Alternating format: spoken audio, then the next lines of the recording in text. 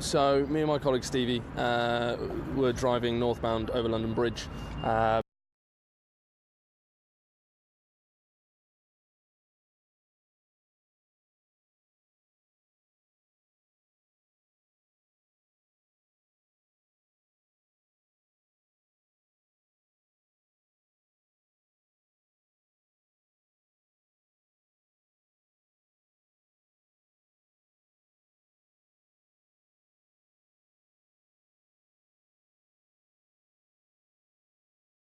Wielding two knives. One was sort of duct taped to his hand.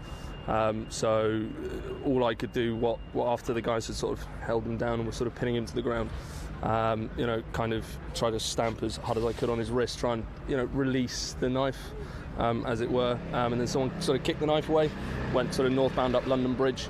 And then after that, the police armed response were really, really quick, got there almost instantaneously, at that point we were told that he had a bomb vest on, so we kind of cleared house and got out of the way, at that point then saw the guy get shot a couple of times. I had been told when I arrived there, I was kind of wondering what was going on, and asked a couple of guys what is going on, and they said, well, this guy's he's just stabbed a couple of women, and then at that point it was kind of just a all holds barred, just try and get the knives off him, and try and stop him from doing any more damage to anybody else. I've got both my cars are still on the bridge, so I don't really know what I'm going to do with those. Stevie and I, who was the chap I was with, we both did the British thing and went to the pub. So had a pint, kind of shook it off, and then came back here to let the police know that I was here with the keys for the cars and I wanted to move one of them.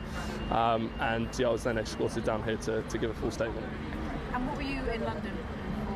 So I'm a tour guide, so I take people on classic bespoke tours around London in a fleet of classic Mini Coopers. So if you see the two Mini Coopers on the bridge, they're mine. Lily and Betty are their names.